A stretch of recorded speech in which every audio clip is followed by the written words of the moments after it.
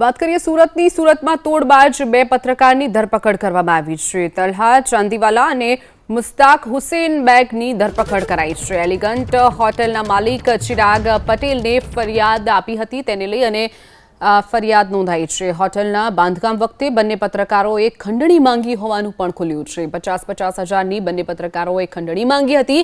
તલહા ચાંદીવાલાએ 12,000 રૂપિયાનો તોડ પણ કર્યો હોવાનો ખુલાસો થયો છે। મુસ્તાક હુસેન બેગે 22,000 રૂપિયાનો તોડ કર્યો હોવાનો પણ ખુલાસો થયો છે।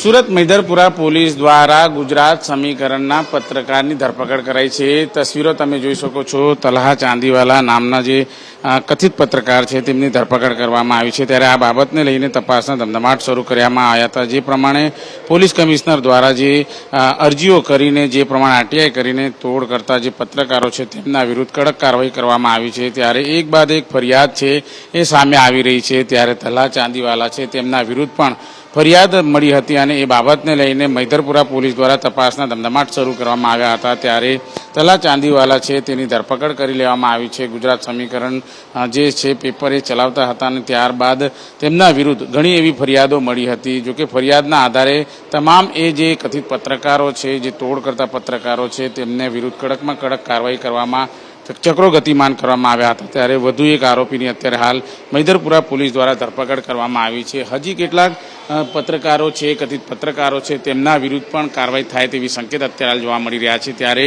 હજી એક આરોપી જે વોન્ટેડ જાહેર કરવામાં આવે છે તેની પણ ધરપકડ કરવામાં આવશે। કેમેરામેન રાકેશ પાનવાલા સાથે ધનરાજ બાગલે, એબીપી અસ્મિતા, સુરત। તો આજ જે અભિયાન ચાલે છે એના ભાગરૂપે જ ચિરાગ પટેલ કરીને જે એલિગન્ટ હોટલ દિલ્હી ગેટ પાસે બની રહી હતી એ ફરિયાદી તરીકે પોલીસ પાસે આવેલા હતા અને તેમના કહેવા પ્રમાણે બે પત્રકારો, જે એકનું નામ છે તલહા ચાંદીવાલા, જે ગુજરાત સમીકરણ નામનું ન્યૂઝપેપર ચલાવતા હતા, અને બીજો છે મુસ્તાક હુસેન બેગ, જે પણ પોતે પત્રકાર હોવાનું જણાવી અને બંને જણાએ અલગ અલગ રીતે 50,000 રૂપિયાની માગણી કરેલી હતી અને જેમાં મુસ્તાક હુસેન બેગે 22,000 રૂપિયા લીધેલા હતા અને તલહા ચાંદીવાલા, જે ગુજરાત સમીકરણ ન્યૂઝપેપર ચલાવતા હતા, એણે 12,500 રૂપિયાની ખંડણી માગેલી હતી।